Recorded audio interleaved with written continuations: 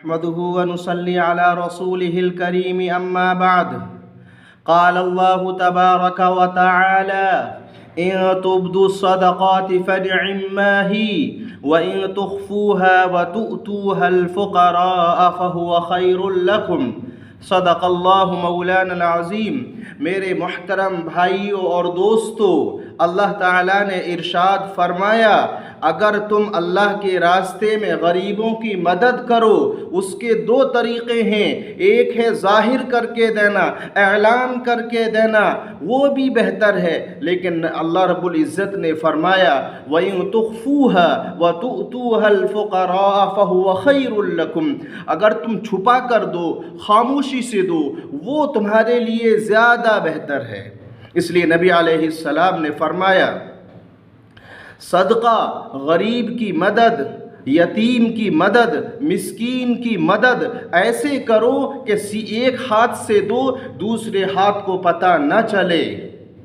زکوٰۃ دینے والا، غریبوں کی مدد کرنے والا، اللہ کے راستے میں پیسے خرچ کرنے والا، اس سے اللہ کو محبت ہو جاتی ہے.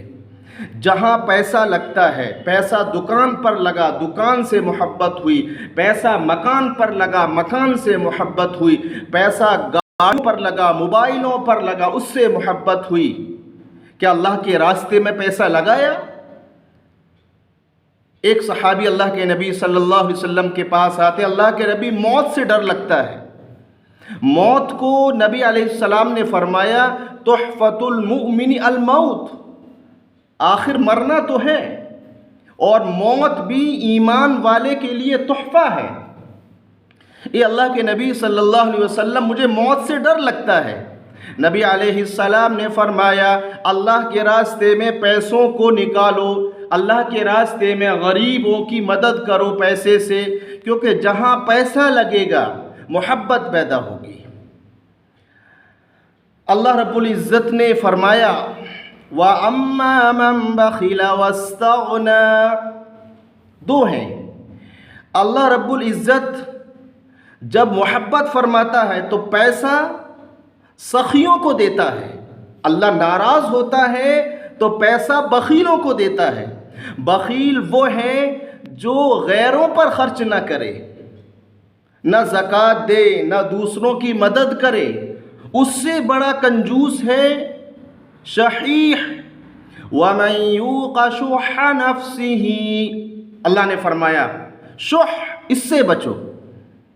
بخیل وہ ہے جو غریبوں کی مدد نہ کرے، جو دوسروں کی مدد نہ کرے، اور شحیح وہ ہے جو اپنے اوپر بھی خرچ نہ کرے، بس جوڑ رہا ہے.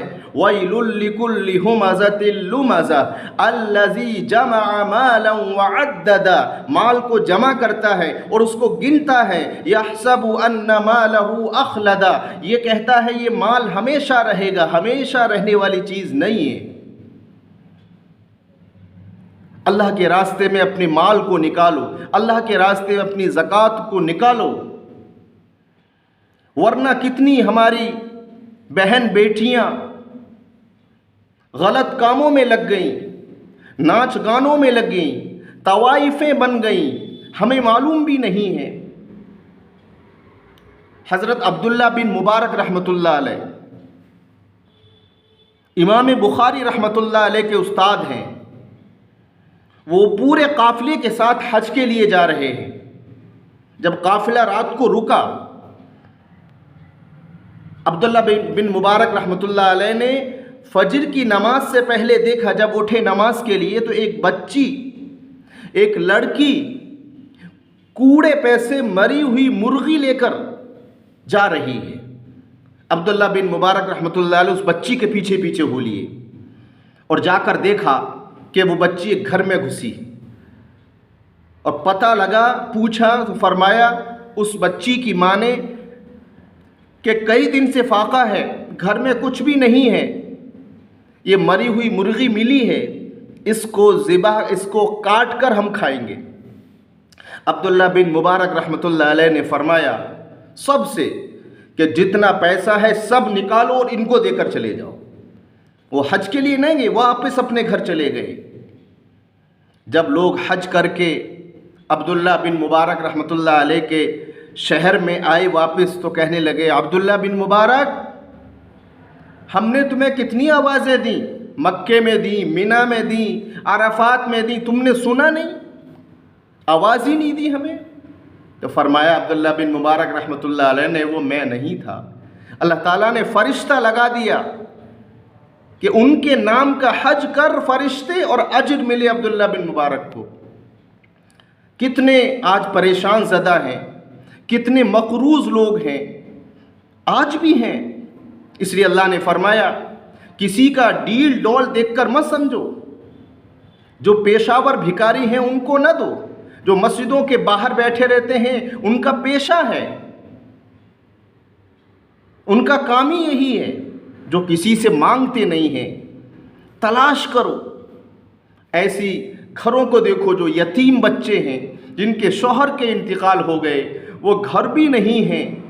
ضروری نہیں ہے کہ صدقے میں آپ روٹی نکالو، سالن نکالو، پیسے دو، نہیں، کسی کی چھت نہیں ہے چھت بنا کر دو۔ بچے غریب ہیں، اسکول میں پڑھ نہیں سکتے، اسکولوں میں پڑھانے کے لیے فیس جمع کرو۔ رشتے نہیں لگ رہے ہیں، رشتے لگاؤ۔